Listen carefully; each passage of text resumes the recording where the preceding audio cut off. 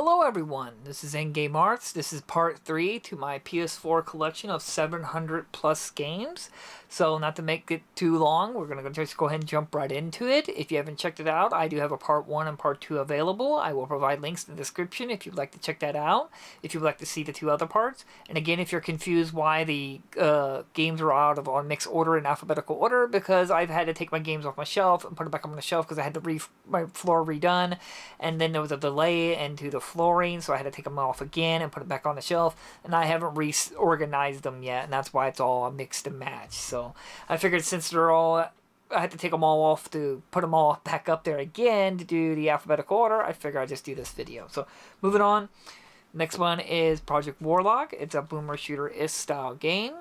And again, I love boomer shooter style games, so this was right on my alley. It's another limit run style game. It's actually really good. It's got some good progression. The only thing is the game has like magic involved, but it's got very little use in the game. Moving on, we have Project Cars, the Game of the Year edition. This is like a driving simulator edition of the game.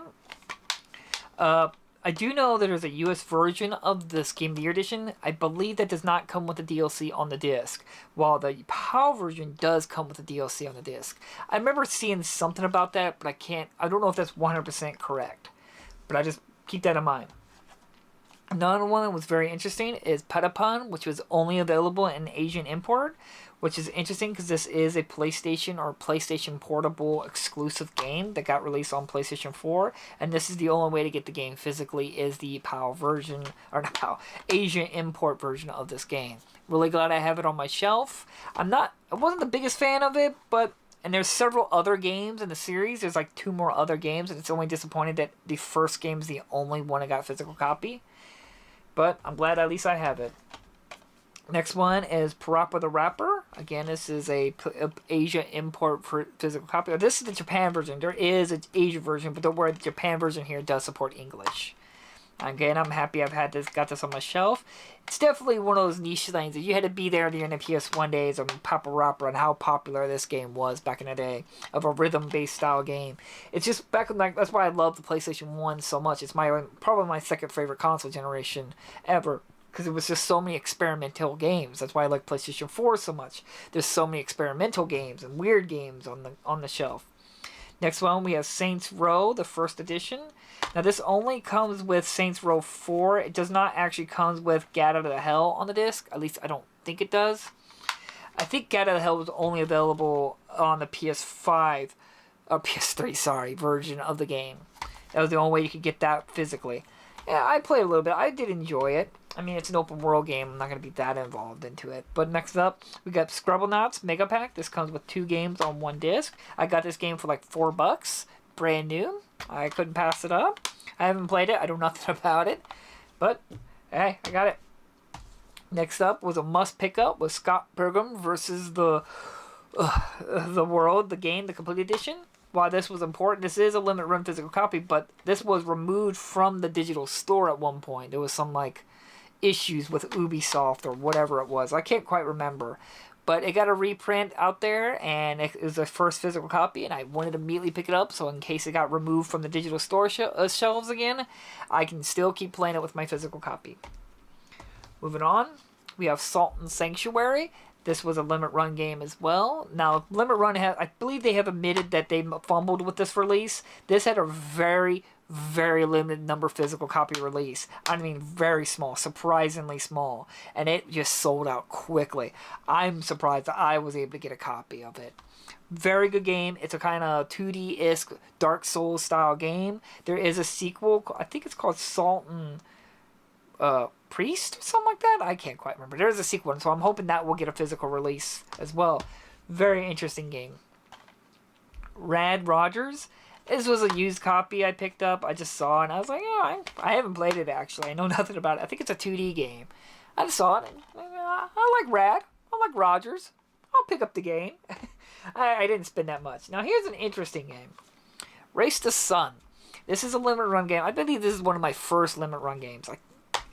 And this is a very intriguing game where you play as like a bird or an airplane, and you're slowly falling to the ground, but you're trying to find anything that can keep you up in the air to keep you chasing the sun. It's like breaking your record, see how far you can get, but it's very interesting. I actually really like the game. I've picked it up and popped it in several times, and it's just something about it. Now we got Rabbi. Now this is the limited run version. There is a PAL version. Sadly, the PAL version does have an update. This American version from Limited Run does not have an update. And why this update is important, that there is a game-breaking bug in the PAL version that doesn't have that update. That like near the end or something like that, the game can crash and I think corrupt your save or something like that. I remember finding out it's actually a pretty big deal. That why this needed a U.S. release to fix that bug, to have that bug fix update on disc. Sorry. Overall, I'm glad I have it. I don't really enjoy the game. I remember playing a little bit of it. I just didn't really interest me that much, but I'm glad I have it. Next one is Rocket League, the Ultimate Edition. This is the last physical copy we got of Rocket League, and this does come with most updates and DLC expansions on disc. Now, Rocket League is a live service game now, and it's gotten constant DLC and stuff like that. But hey, this physical copy can still be played completely offline with an unregistered account, supports 4 players, even has a seasonal campaign mode, if you will, and it's got bots and everything like that. This is a must pick up for your physical collecting. This is the superior version if you want the most complete version physically on disc, and it still works completely offline with an unregistered account. It's a must pick up. It's a fun game. Next one is Rock Boshers, the Director's Cut DX. This was a very interesting game. I've actually played a little bit of it. Very interesting. I don't know much about it, but I don't know what little I played. It got my attention. It's a limited run game. I like these weird games. Again, another weird one is Rocket Birds, Hard Boiled Chicken. I don't know nothing about it. I was like, oh, it's got chickens? Okay, I'll check it out. It's basically what it amounted to. It's a limited run game. I just thought it looked interesting. I kind of want to check it out at some point. Next one is Do Not Pick This Up. This is Rock of Ages, Make and Break 3. This is a beta version. This game is disappointingly a very, very early version of the game. There's actually some levels you can't complete. There are some challenges you can't even complete. And I believe there's some trophies you can't even get in the game. And the game is just clearly a beta version of the game. Do not pick up Rock of Ages physical copy.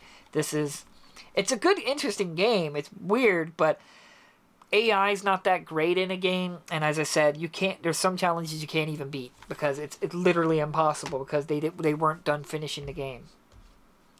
Next up, we have Gundam G Generation Cross Rays Platinum Edition. Nah, that's a lot to say. This is like some Gundam tactical game. You can go through the entire universe of like Gundam, all the episodes and stuff, series and stuff. Now, sadly, Platinum Edition. I picked this up thinking it was going to be on disc. Sadly, it is not. It's a redeem code. So, disappointingly, I believe this is actually cheaper than the first release now because nobody's buying this because it doesn't have the content on disc. Now, the first version is Gundam G Generation Genesis. This is my first pickup. Again, it's a tactical-based game. You get to play throughout the generation of Gundam. So, if you're really a big fan of Gundam, this is a must pickup. And again, this is one of those weird games that if you do not pick up the physical copy, it is not available on the PlayStation Store in the US. Again, if you have a Japan account with a PSN you made, then you could probably download this. But if you don't want to do that, this is the only way to be able to play this game is buying the physical copy. I believe, anyway. I don't go to the PlayStation Store that much, so I don't keep up with the stuff. But Shadow Man Remastered, I have yet to play this game. I believe this was a PS1 game back in the day.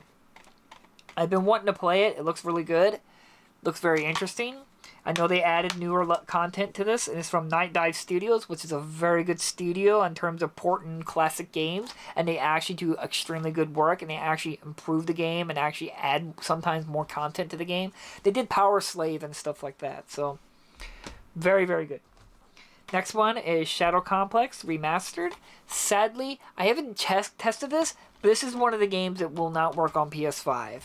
I have yet to test it, maybe it's been fixed at this point. I'm not sure. But if they did fix it, it still wouldn't matter because this does not have that update on disc. So I remember them saying at the point they were talking about they don't even know why it doesn't work. It's been such a long time that it would be quite arduous work to try to get it to work on PS5 for such a small studio. Overall, it's very disappointing because it's a Metroidvania and it's got Nathan Drake's what's his name? What's the voice of Nathan Drake's actor? I can't think of it. He does Solid Snake now. I don't know why I can't think of his name. But he does the voice for the main character in this game. Moving on. And they're a very interesting game. Severed Steel. It's kind of like a fast-paced, first-person shooter kind of style game. I played a little bit of it. It's very, very good. I really recommend it. There is a PS5 version. I don't know what the PS5 version is better than the PS4 version. But, again, I will always buy the PS4 version the most. So, it's very, very interesting. Shenmue 3. This was the Kickstarter version here I got.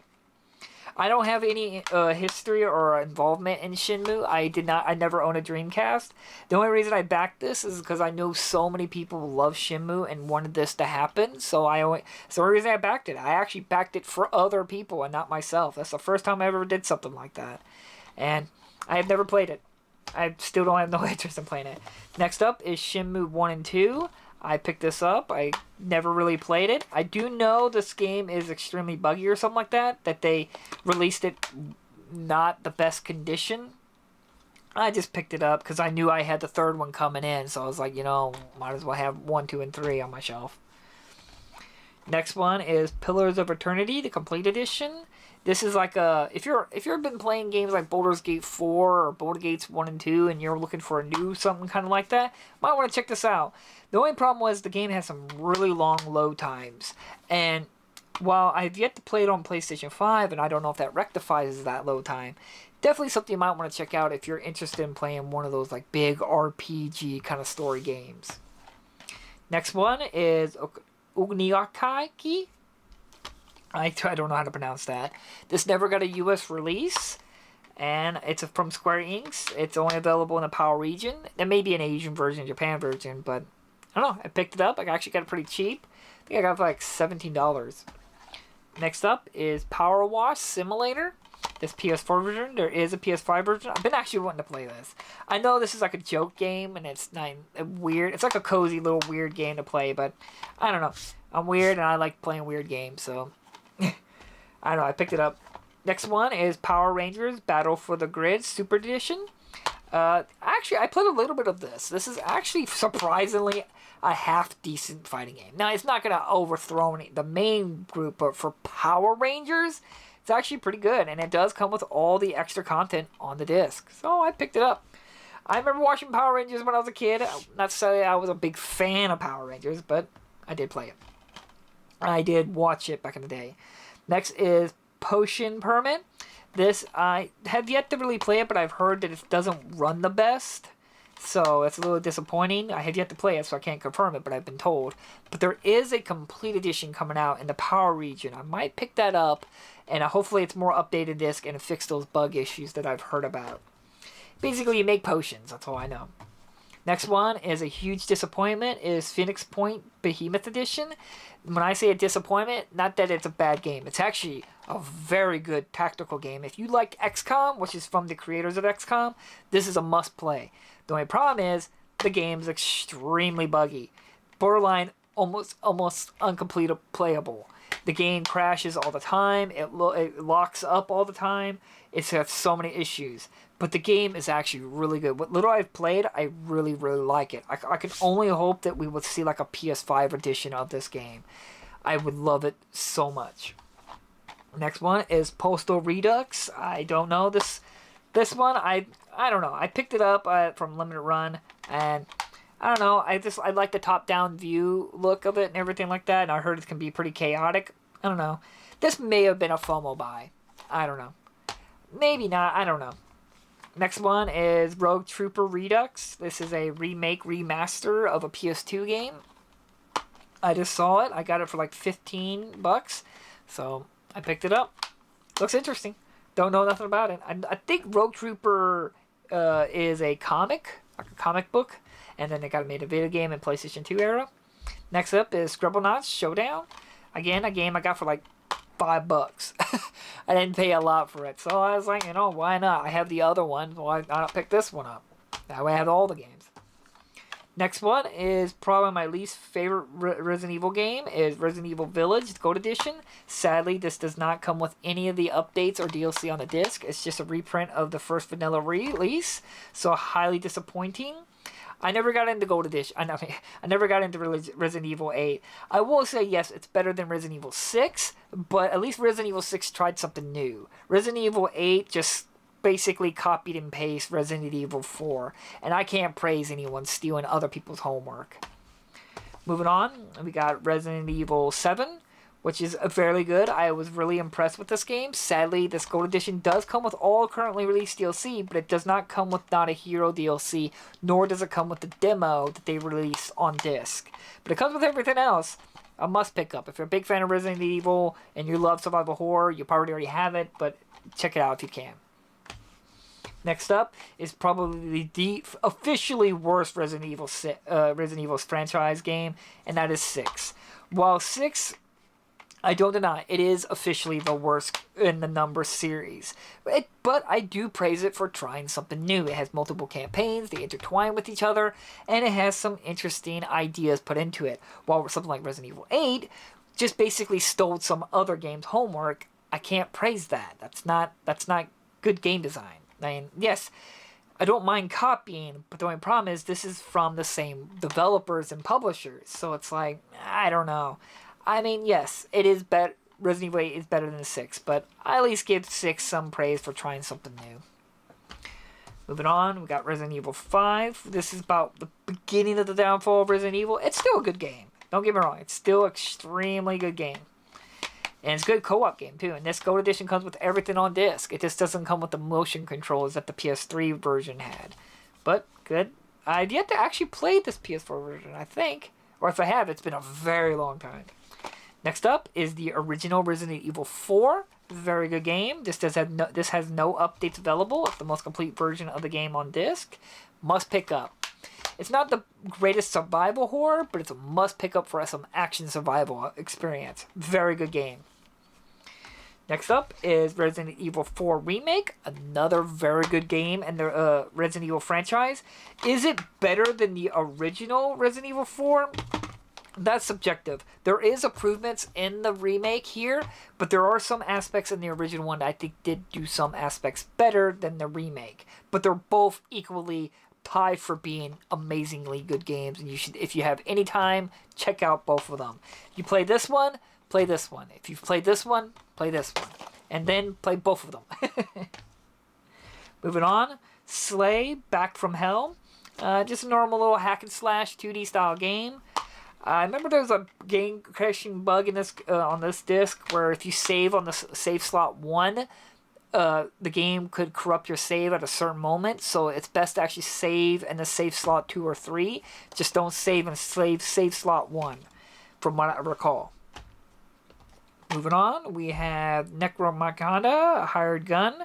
This is from the Warhammer universe. This does not have a US release.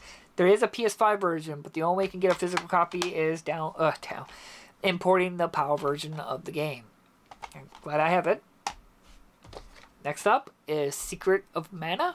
Again, I actually have never played a Mana game. Other than Legend of Mana, I actually just recently covered Legend of Mana. I believe I even said that was my first Mana game. But glad I have this one. There's some controversy over that about the aesthetics, but I don't know. I'm not the biggest when it comes to graphic topics. Shipu. It's like a Metroidvania style game. Again, if it's something's Metroidvania, I'm going to immediately pick it up. It's a limit run game, so I don't know nothing about it, but I haven't played it, but I'm intrigued. Slime Rancher Deluxe Edition. This does come with all current release DLC on disc. Now, sadly, last time I played this is not recommended for PlayStation 4. The game does not run the greatest on PlayStation 4. It was like very stuttery, jiggery, and just slowdowns and stuff like that. I've been wanting to play it on PlayStation 5 to see if it runs better on PS5. But it is a very interesting game, but it has some problems. Moving on, we have Sleeping Dogs Definitive Edition. I've yet to play this. It's an open world kind of game. Again, I'm not something I'm interested in open world games, but overall, I'm happy to have it, and it's a definitive edition. I do know it comes with all the content on disc. Next one is Panzer Dragoon. This was a limited run release. This is alright. It's a kind of on-rail shooter kind of style game. The only problem is this is a very faithful recreation of the original game. And the thing is, the original game is like maybe 3, maybe 4 hours long. And it's just, I don't know. If it came with like 1 and 2 on disc, I've been a little bit more forgiving. But man, it's over really quickly. Next up, we have Skullgirls Second Encore. I have both versions of the Japan version, which just does support English, and I do have the limited run English version, which is interesting because they're both identical for a call version on disc. But I know they got newer content out. I know they're outdated by now, but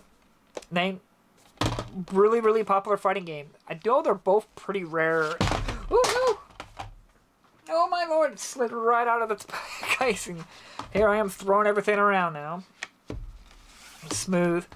But I heard they were getting pretty rare now. It's not had to happen again. Sorry about that. Sir Loves-A-Lot. Again, this is the game that's kind of like Metroidvania-esque style. Not Metroidvania. Ooh, talking so much is causing me to have problems. It's a Meat Boy style kind of game where you kind of like try to dodge a bunch of traps and try to get to the princess. I know, it looked intriguing. Prey. I've heard this game is unplayable on disc on the PS5. I've yet to test this, but I thought it was a pretty good game. It had some good horror, good action part, and it had a pretty good story. I won't say even on PlayStation 4, it's not the best in performance, but it is beatable on PS4. I've heard the PS5 version playing on PS5 is not the best experience, or it's borderline unbeatable. Okay, moving on, we have Pocky and Rocky. This is the Japan import version. Why I have the Japan import version of this game, the game supports all English and everything, but the American version is censored, while the Japan version is uncensored. So I went ahead and just picked up the Japan version to have the uncensored version of the game. There's no difference at all other than the censorship. And the censorship is very minor. Planes of Escape Tournament and Icewind Dice Enhanced Edition. I picked this up just because I love like classic games like this. It's kind of like a Baldur's Gate, the original ones and stuff like that, kind of style game. And I love these bundles and stuff like that. Moving on, another game I really enjoy is Pix the Cat. It's fever time. I don't know. I really enjoyed this game. It's got some good rhythm to it. It's got some good gameplay. It's a very like Pac-Man style inspired game. I don't know. It's a limit run game. I'm glad I picked it up. It's a lot of fun. Moving on, we have Road Redemption. I've heard many good things about it. I've yet to play it. It's kind of like a roguelike kind of style game. It's got heavily inspired by Road Rash, which I remember playing the original Road Rash back in the day. I have yet to really play it yet. Moving on, we have River City Girls 1 and 2. This is the Japan import version. It comes with 2 games on 1 disc.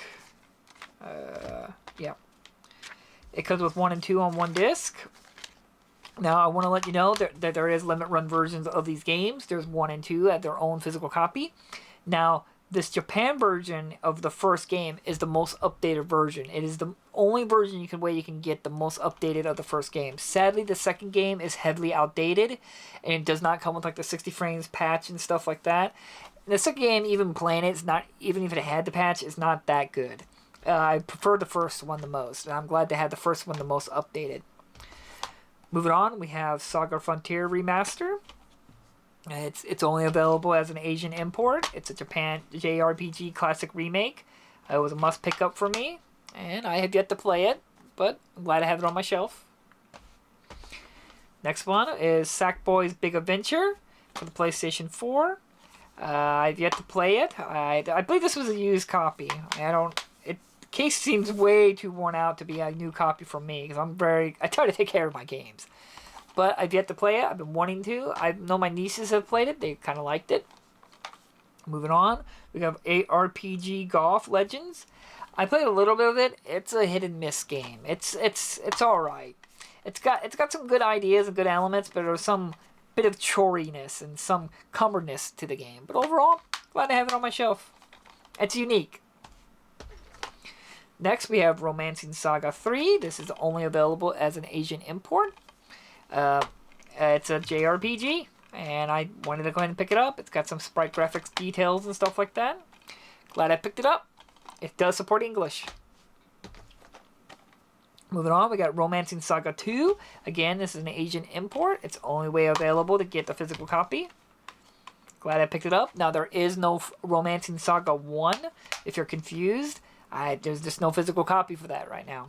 Again, it does support English. Okay, moving on, we have Wonder Labyrinth, the Record of the Lotus War. It's a Metroidvania style game. I have yet to play it. I've heard mixed things about it. I don't know. I like the sprite graphics. It looks very interesting. So, hopefully I can get around to playing it. Moving on, we got Rayman Legends, a very, very good platformer. It's got some good music, good gameplay. It's a must pick up. Very, very good game. We got Ratchet and Clank, the remaster of the first game, which is more like a reboot than like a remaster. It's got some good elements. It's got some disappointing elements. It's still a good game. It's Ratchet and Clank. Still happy to have it on my shelf. Moving on, we got Resident Evil Revelations. It's a very good game. I like the boat part, but I don't like playing Chris Redfield's action part. But I'm glad I have it on my shelf. I'm glad that it's got a remaster kind of physical release for a newer PlayStation 4. It was like a Nintendo DS game. Weiss Origin? It's a pretty good game. It's an action JRPG. I played. I don't think I've beaten it, but I'm very close to beating it. I don't know. It's just an action JRPG. Moving on, we got Weiss. I don't know how to pronounce it. Monstrum 9. I've yet to play it. There's a PS5 version I need to get. I don't know. I've yet to play it. It's a JRPG, action JRPG. And the last one from this stack is Slay the Spire. A very, very, very good card game. Only disappointing is this physical copy is heavily outdated. It does not come with the 4th character on disc. I'm hoping that we'll eventually see a re-release of physical copy of Slay the Spire so we can get the most updated. I know they just announced the sequel, Slay the Spire 2. It'd be really, really cool if they release a physical copy of the second one that comes with the first one, like a double bundle, if you will. So that way we can get a more updated version of the first game. But overall, this is the only game I play on my phone. I don't really play too many phone games, but usually if I'm sitting around doing nothing and I'm in town or doing whatever and waiting like in the a car shop or whatever you call it, I'm usually playing Slay the Spire. So like always, that's the last of the stack. We still got so many more games to go through. This is my 3rd stack of 60 plus games on my 700 plus games. So thank you all so much for watching this. I hope you enjoyed it. I'm going to definitely take a little break now. I was going to take a break before, but I figured I'd make one more video so you guys can get a good catch up. So look forward to the part 4. If you haven't seen it, I have part 1 and 2 available for you. So I'll provide links down in the description if you want to check it out. So thank you all so much for watching, and I'll see you guys in the next video. Bye-bye!